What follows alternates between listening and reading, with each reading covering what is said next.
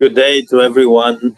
Welcome to this session about collectivism and individualism in the age of liberalism.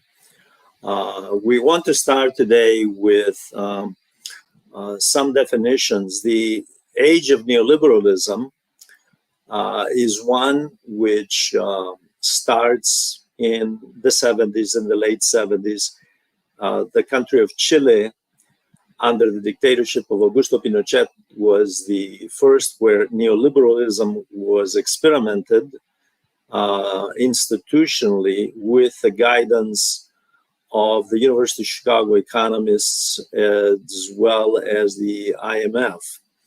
The experiment was transferred to England, a major country, one of the major European powers, when Margaret Thatcher became prime minister. And Margaret Thatcher was influenced by Milton Friedman and Friedrich Hayek, both of them neoliberal economists, political economists, who did not accept any aspect of social welfare or collectivism, and even rejected the idea of societal welfare, the welfare of society transcending the interests of the individual. Now, I want to point out that collectivism and individualism as a topic became very prominent, especially after the Great Recession of 2008, which starts in 2007 with the Lehman Brothers bankruptcy in New York City. And then, of course, there is the stock market, sharp stock market decline. It impacts the banks, financial firms, and the entire economy of the United States. Then it spreads globally. And there is no place that is spared from that very deep recession, one of the worst since the Great Depression of the 1930s. People began to be seriously concerned about the value system of individualism, which is an integral part of the neoliberal political philosophy, when the Great Recession erupted on a world scale. Basically, people became very scared as governments retreated from many social programs. They cut social programs, and we see a rise in poverty and inequality on a world scale, with China as the exception.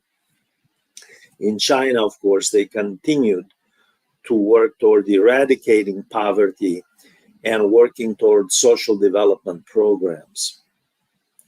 The next major global event that took place where the issue of collectivism versus individualism becomes a topic for journalists and scholars on a world scale again was when COVID-19 pandemic breaks out about 4 years ago in 2020 in February to March 2020, and and journalists and scholars alike, and medical experts, the World Health Organization, by the way, being one of those, many of them arguing that this is a global problem, it's a collective problem, and it needs collective solutions. Individualism, the value of individualism, and the pursuit of individual prescriptions for a pandemic on a world scale, a collective problem, would not do. So the COVID-19 pandemic also prompted a debate about individualism versus collectivism. Now, having said that, as a sort of a preface to this discussion today, I want to note that some definitions, basically some definitions. Collectivism is a term that implies collective responsibility that transcends the individual's interest. It implies collective welfare uh, versus individual welfare. It implies collective accountability. It implies that the social contract places collective welfare above individual welfare, as Jean-Jacques Rousseau wrote in his book entitled The Social Contract in the 18th century. What we have, therefore, is a sense that all of society as a whole should subordinate itself to the interests of the whole and not pursue individual goals which clash with the whole. Now, this is rather vague because the fact is that collectivism is much more complex and politically and culturally it requires some explanation, some deeper analysis, because collectivism has been used, at least in rhetoric, by the far right, for example, Nazis and fascists, who demanded that the individuals subordinate their interests for the totalitarian state. Okay, that's one way to look at it, right? Collectivism is also a term that is invariably associated with Karl Marx and Friedrich Engels and the Communist Manifesto, as well as 19th century philosophers of the socialist vein, socialists in other words, but also anarchists and syndicalists. It is difficult to argue that collectivism is a concept that has not been manipulated by the elites throughout history, especially when we consider the varieties of collectivism from religious and cultural to political. The idea of collectivism could be, and rightly so, argued that it's convenient populist rhetoric that someone from the far right can use in order to mobilize the masses. But the goal would be to serve narrow class interests and not the collective interest. This is exactly what happened in the interwar period under Benito Mussolini in fascist Italy and Adolf Hitler in Nazi Germany. Collectivism, however, is also associated with communist regimes. And one of the reasons that many people have negative connotations, attribute negative connotations to collectivism and are afraid of the term collectivism is because during the Stalinist era, especially from 1927 until about 1939, 1940, the Soviet Union under Joseph Stalin imposed collectivism, especially in the agricultural sector, the so-called collective farms. He collectivized the farms and created also, by the way, parallel to that, he created state farms. So the private sector, obviously, the idea was to diminish, to wipe out private holdings and to force farmers into collectives. Because Joseph Stalin, whose hero was Ivan the Terrible, the Tsar, who had a very bad reputation in the history of Russia, Tsarist Russia. In other words, Stalin used force. He used force, and he used extreme force. And especially, by the way, in some of the southern areas of the Soviet Union, which includes, by the way, today's Ukraine. One of the reasons that especially Western Ukrainians to this day are as anti-Russian as they are. Collectivism is also an anathema and has bad connotations because Communist China under Mao during the Cultural Revolution, late 60s, early 70s, is associated with that as well. So people, well, collectivism, oh, Mao, Cultural Revolution. So there is that aspect of it, and so people have used that, and rightly so, considering some of the extreme cases, and especially with regard to Russia under Stalin. Not that the Cultural Revolution was a cakewalk, but the Stalinist era, it was especially very, very bad for millions of people forced into collectivization. Now, the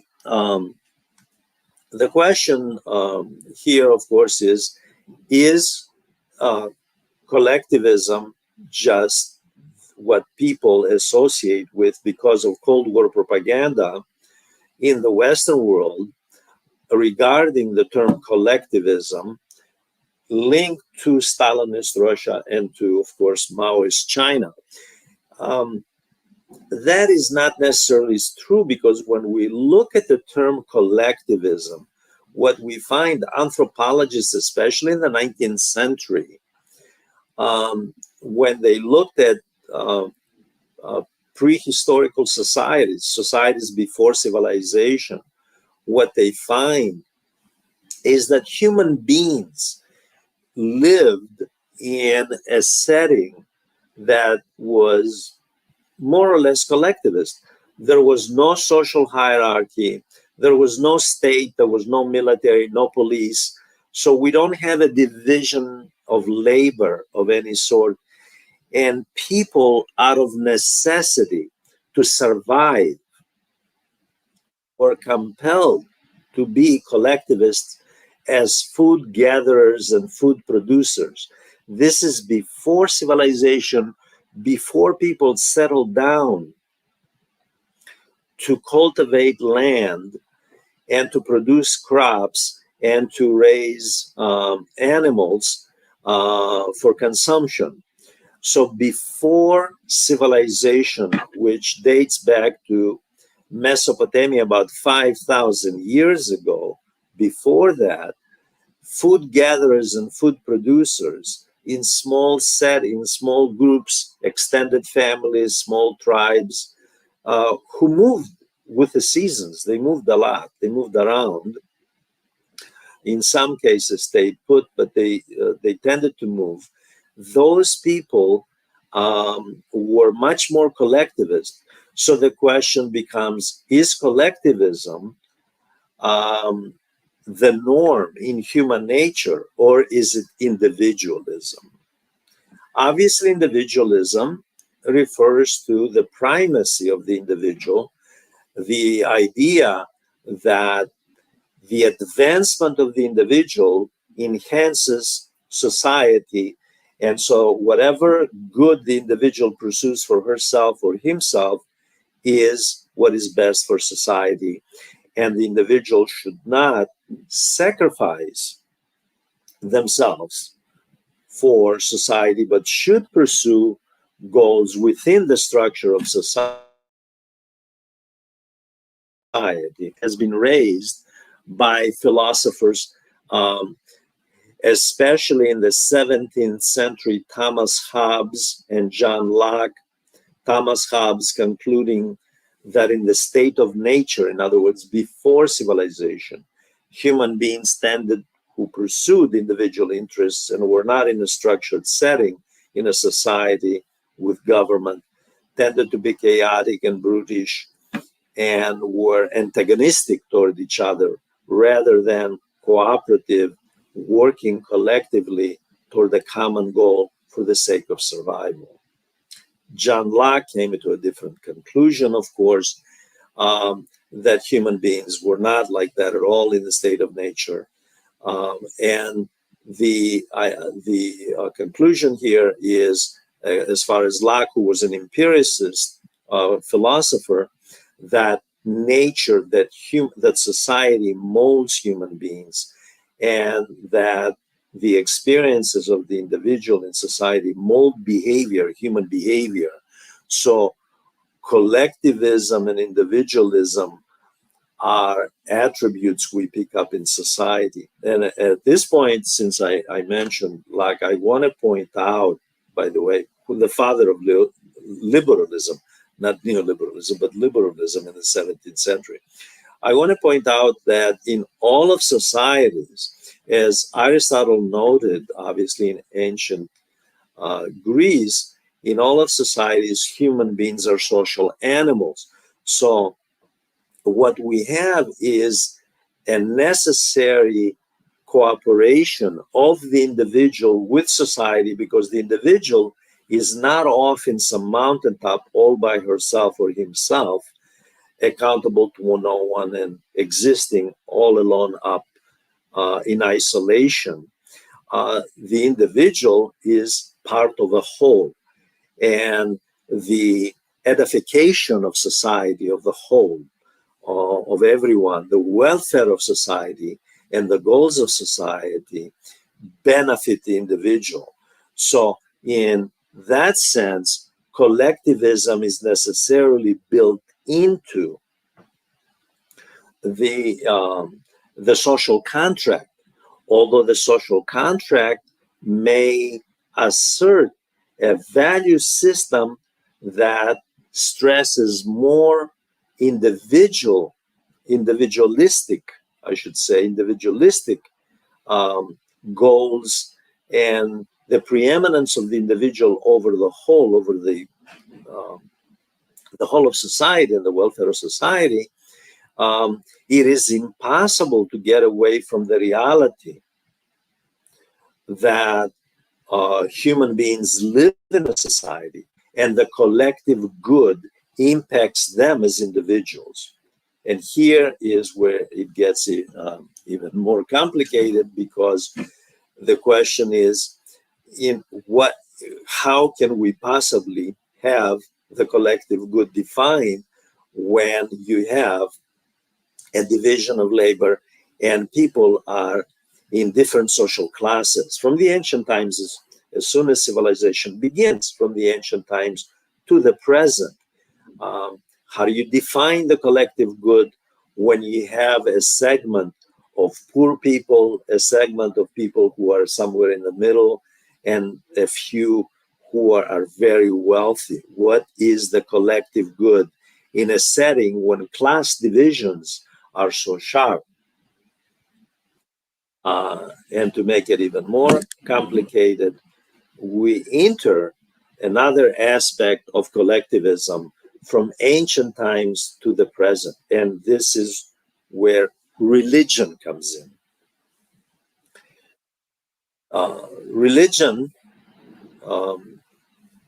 by definition, especially the monotheistic religions, the Abrahamic religions, Judaism, Christianity, and Islam, tend to focus on collectivist values, collectivist principles, and collectivist values.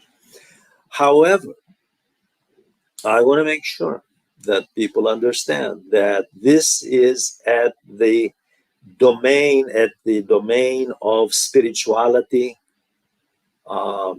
and religiosity, as far as rituals are concerned, were all part of the same community as a religious community. However, human beings from ancient times to the present within the same religious community were not of the same social class. So while they were a collective religiously and spiritually, they were not a collective in the material world, insofar as social class was concerned. There were, in fact, privileged elites within that the religious community, because they had a different social status, some higher, others very low. However, religious collectivism has been a very important part for thousands of years, and it remains a very important component of what collectivism is. And religious collectivism is an integral part of cultural collectivism. The identity of the individual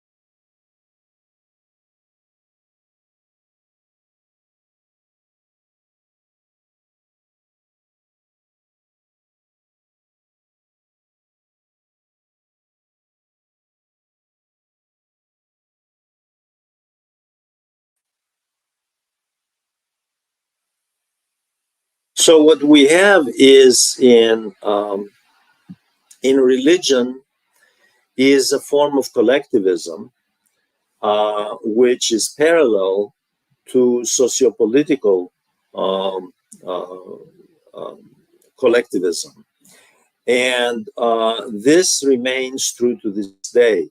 Now, cultural anthropologists as well as historians point out that throughout history, the continents of Africa and Asia, and to a large degree Latin America, and specifically China, ancient China, Egypt, um, um, the Incas of Peru, for example, tended to be collectivist. Collectivism to this day is much stronger as a tendency in the global south than it is in the Western world.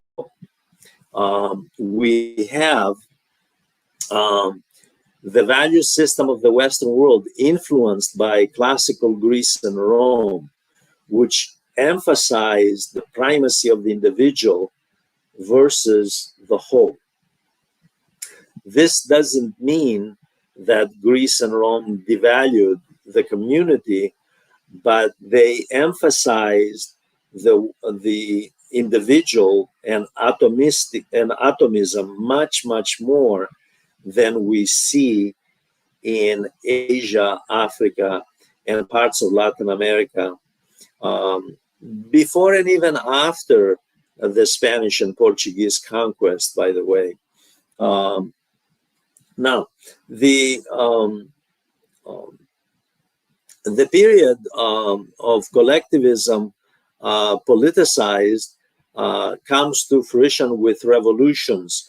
The collectivist instinct of people was manifested during a number of revolutions in the modern period. And we see some of that with the English Civil War of the 1640s, which was a civil war between the royalists and those against the Stuart dynasty. We see it even more pronounced during the French Revolution, when it was very clear cut that the middle class, which led the revolution, was against the first estate, which was the upper clergy, but especially targeting the upper clergy, and the second estate, the aristocracy. So it was the masses, the 90% of the population, against the privileged elites.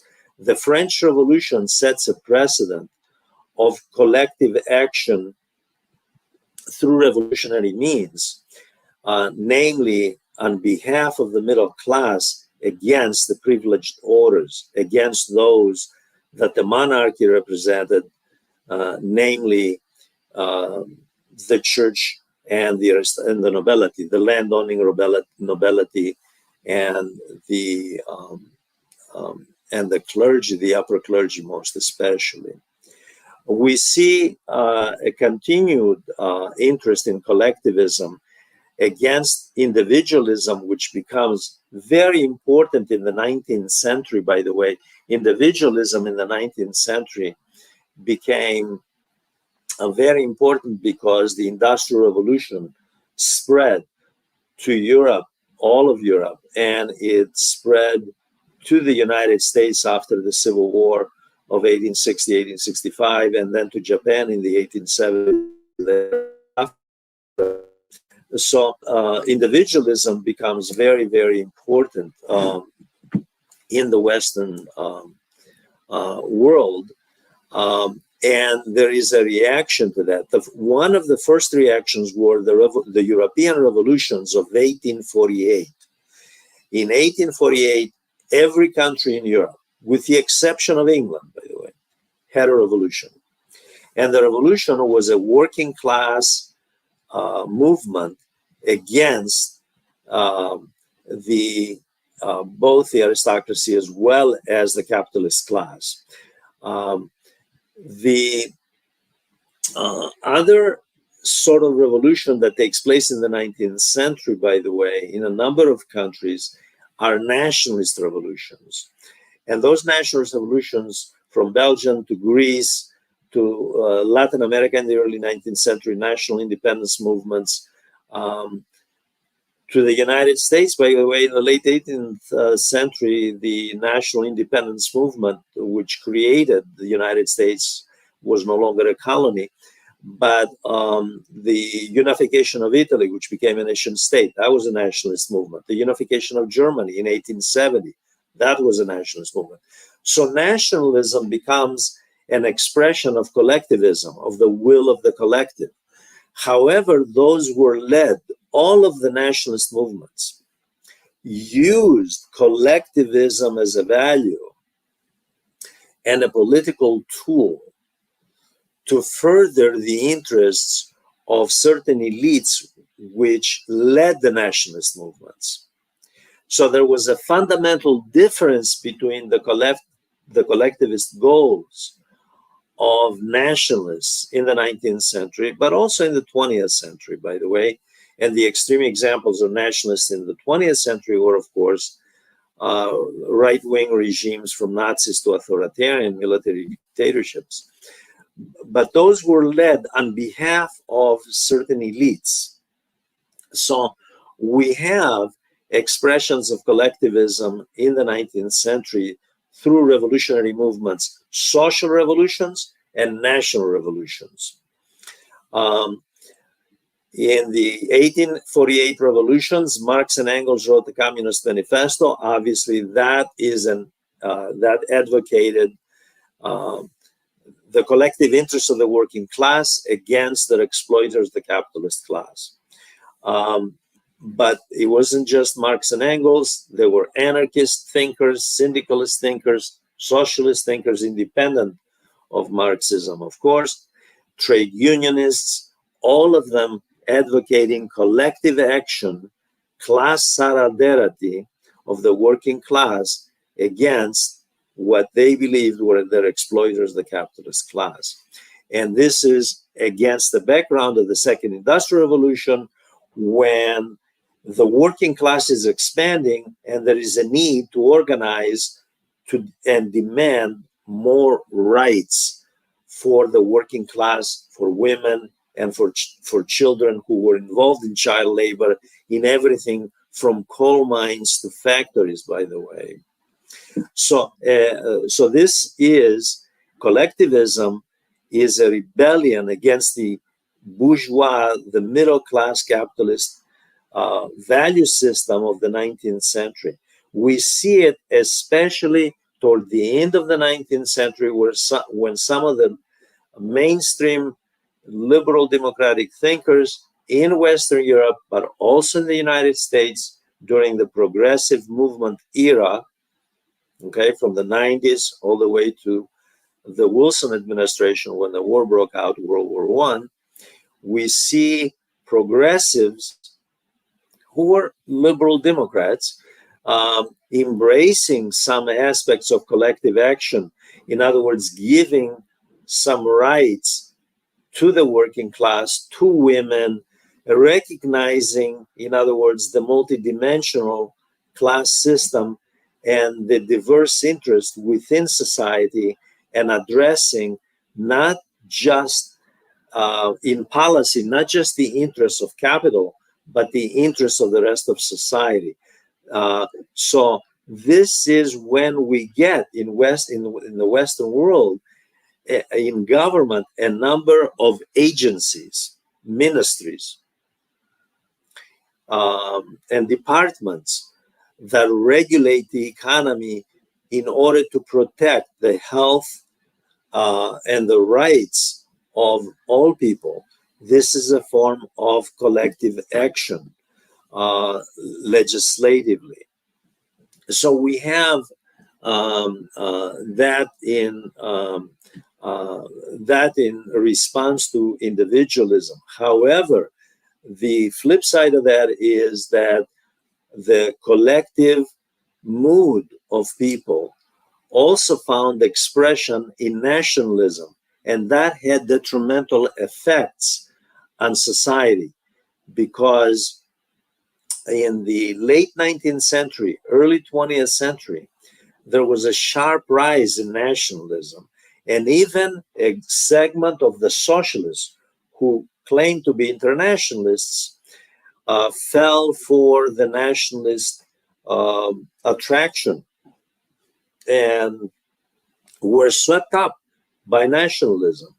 So the collectivism finds expression in nationalism, which is the ultimate form of course, identity of the individual with the collective, the nation state.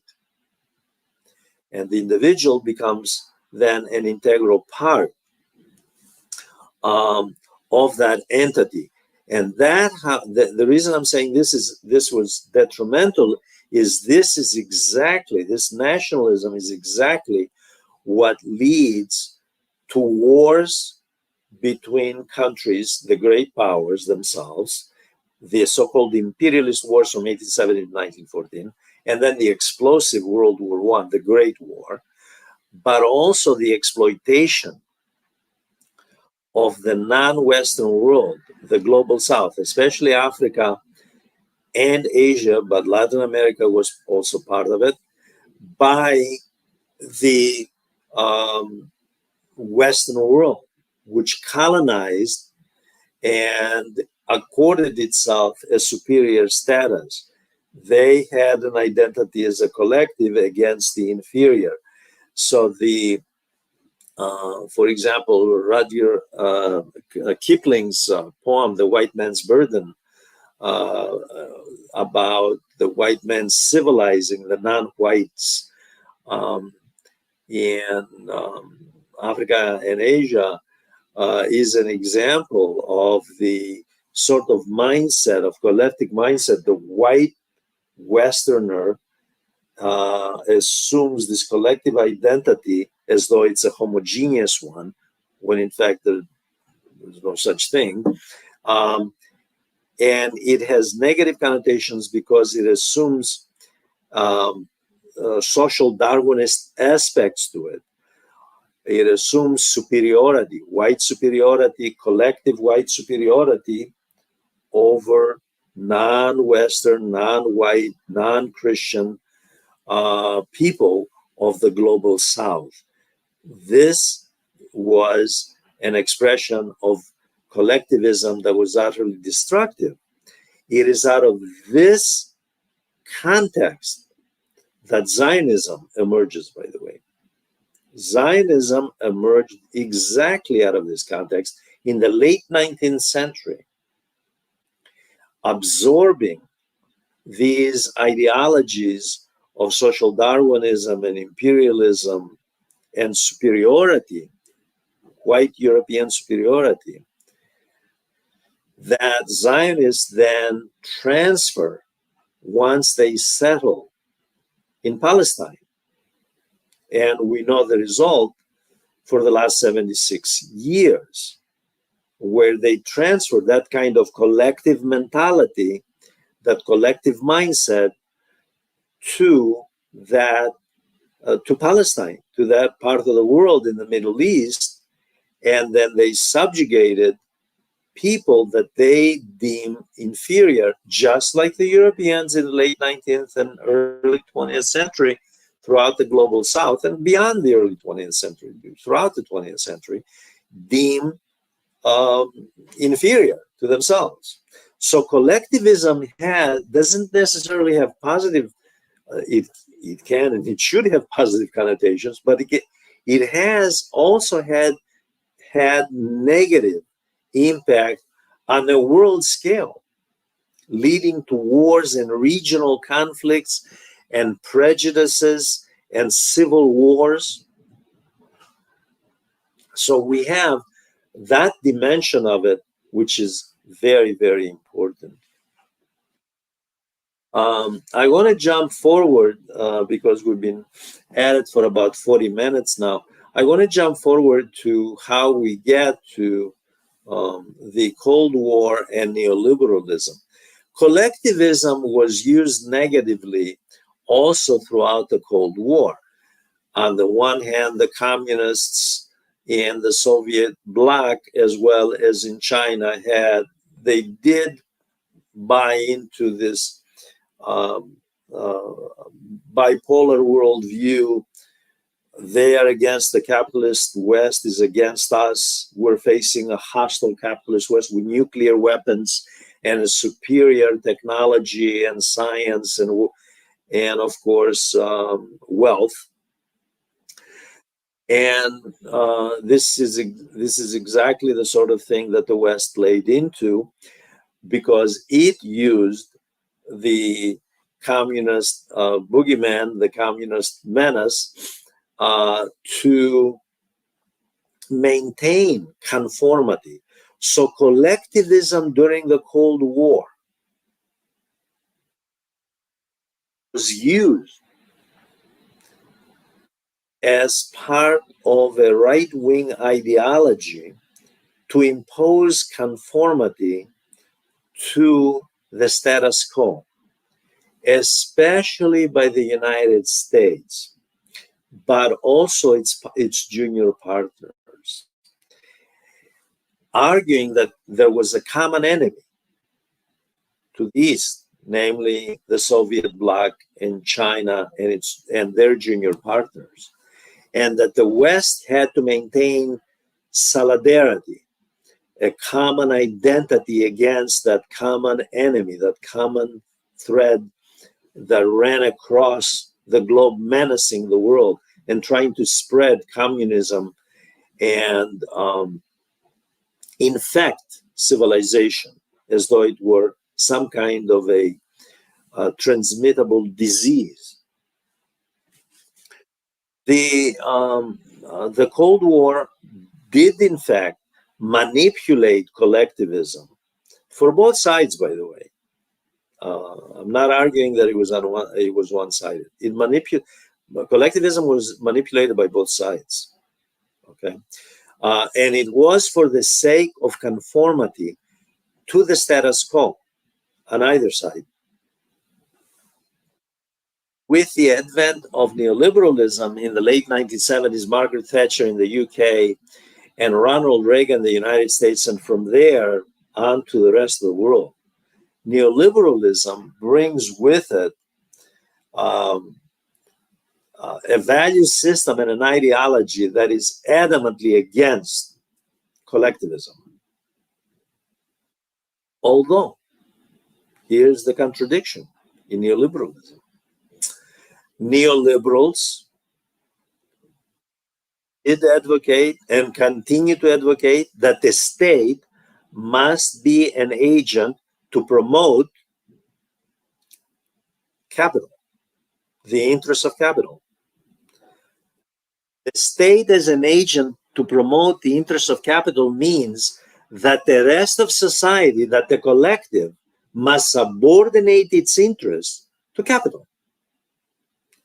It also means, not just in policy, but all institutions must subordinate themselves, whether it's colleges and universities or any institution there is in society. They must subordinate themselves collectively to capital. That's neoliberalism. Neoliberalism, which insists on the primacy of the individual, valuing the individual against the collective, uses the collective of society, manipulating it, milking it for everything it has through the corporate welfare system, through privatization of public assets, through corporate subsidies, through the fiscal system, reducing taxes. Richest individuals and corporations, to the detriment of the rest of the population. This is another, again, gross manipulation of 19th century socialist and syndicalist and Marxist values of collectivism, which was collectivism for the advancement of all of humanity, that especially doesn't leave out the working class, but in fact advances the working class. Well, here we have the neoliberals who value the individualism against collectivism, in that take advantage of the collectivist proclivities in society and use the collective to benefit capital. So the state becomes the agent that is used to transfer income from the bottom up, from the working class, the middle class, to capital. This is why today, when you Google how many billionaires own how much versus the bottom 50% of the population of 8 billion people, what you'll find astonishingly is that the billionaires have more wealth than 4 billion people, a handful of billionaires. Why? They have used that collective proclivity, and they'll use it, they adopt to religious collectivism, whether it's Catholicism, Islam, Judaism, okay? So neoliberalism has taken advantage of that, manipulated it to serve itself. The crisis comes in 2008 when it was very obvious, and a lot of scholars, by the way, and journalists say, okay, this is it. Neoliberalism is finished. We have a great recession. $8 trillion were spent to bail out banks and financial institutions. Governments from China to the United States to the Europeans poured in all sorts of monies to the private sector to prop up this private sector. Not the average citizen, the private sector. In other words, big capital, to sustain capitalism, to the detriment of the rest of society, because the rest of society was left with a debt that was accumulated in the process, by the way. So a number of scholars said, well, the system that isn't working. We have to go back and see some kind of a mix that takes into account the collective interests of people, which includes, again, I stress, the working class and the middle class. Doesn't leave them out. And in policy decisions, the social contract also taking into account just the interests of capital. When you have a social contract that has capital as the core of what society is all about, that means the rest of society is going to be left behind. So if collectivism merely means the identity of a handful of people, at this tiny minority, 1-2%, at most 10%, depending where you want to cut off the income scale, to the detriment of the vast majority. If the majority is not the collective, but the minority is, there's something wrong with the term collectivism. Now, the last point I want to make is, of course, the crisis with COVID-19. COVID-19 was indeed a very serious matter. It was a very serious pandemic. When I taught European history, I covered the Black Death extensively, one of the most fascinating topics in history, in fact. An enormous number of people died. The Black Death devastated Europe. This was in pre-industrial Europe. We're not in pre-industrial. This is the 21st century. The COVID-19 breaks out a few years ago in 2020, and it starts in China,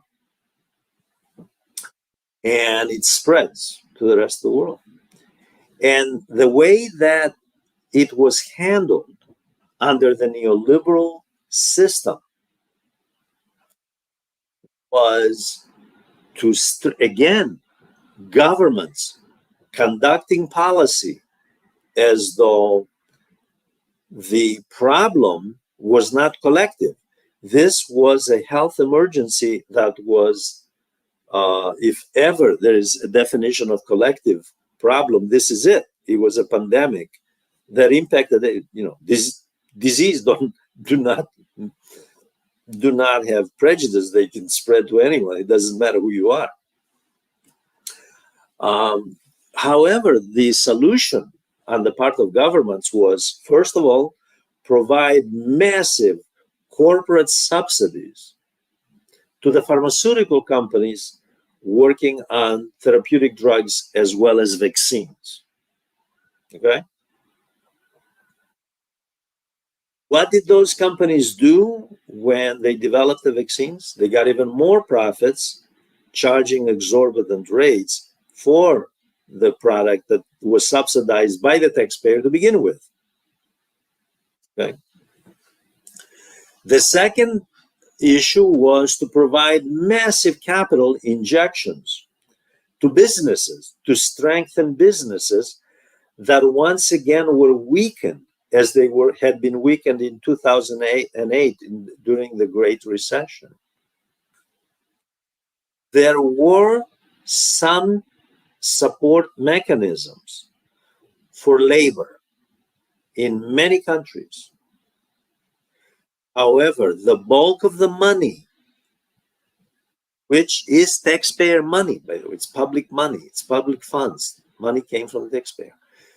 the bulk of the money went to businesses, especially to large businesses. So the solution was to strengthen the capitalist sector against the background of COVID-19.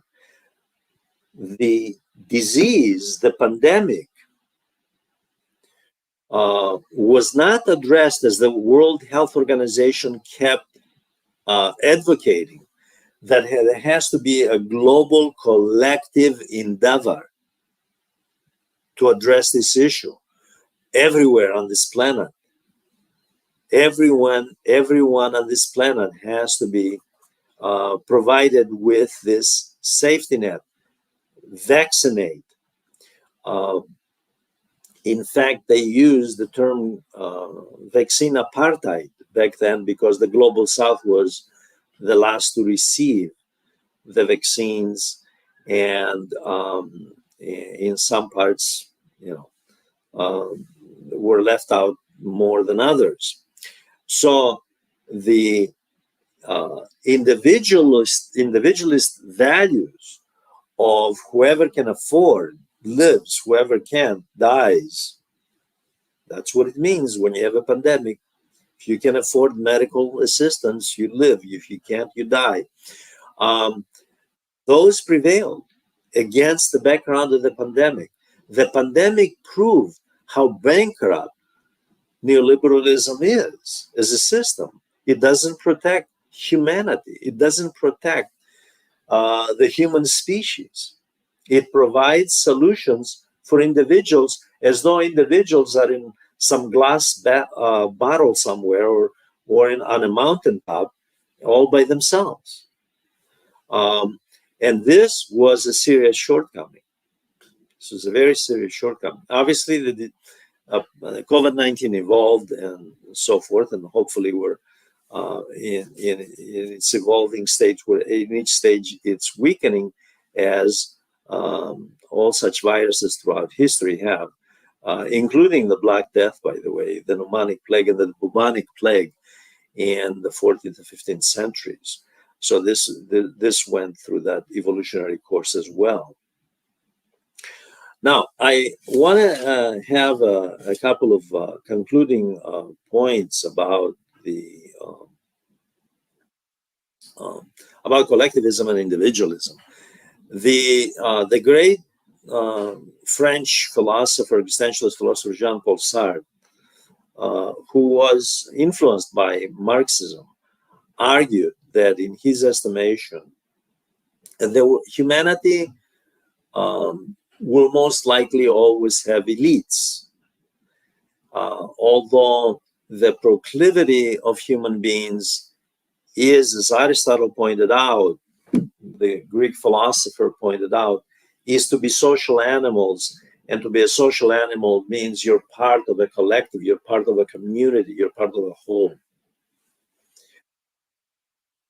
The collectivist ideology has been manipulated by those who are really individualist at heart and pursue individualist goals and goals for private benefit. Let me put it that way: private benefit, private gain.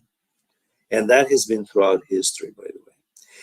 And they have done this whether in the religious domain or in the secular domain, whether in politics or in business.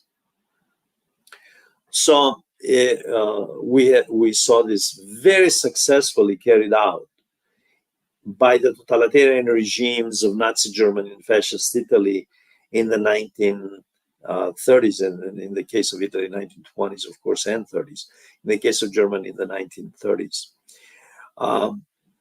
We saw this with the Cold War, where communism was used to put the fear in people so they can conform to the status quo. And so we see that while individualism and liberty and democracy are preached as values, as lauded principles, in essence, the governments use the collectivist instinct that people have, the need to be part of a whole, usually the nation state, by the way, nationalism remains to this day very strong propensity on the part of human beings. So nationalism is the easiest identity and the easiest element to exploit in terms of a collective propensity in human beings. And we see that this is exploited by neoliberals as well.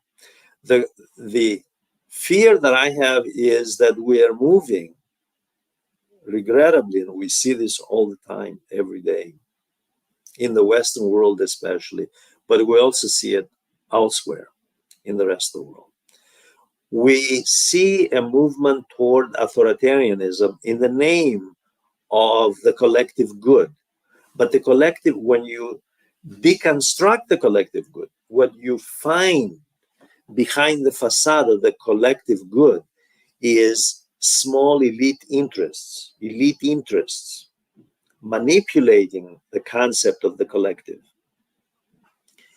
And this is where we're headed with the path toward authoritarianism under the neoliberal model, the neoliberal project, as it has been,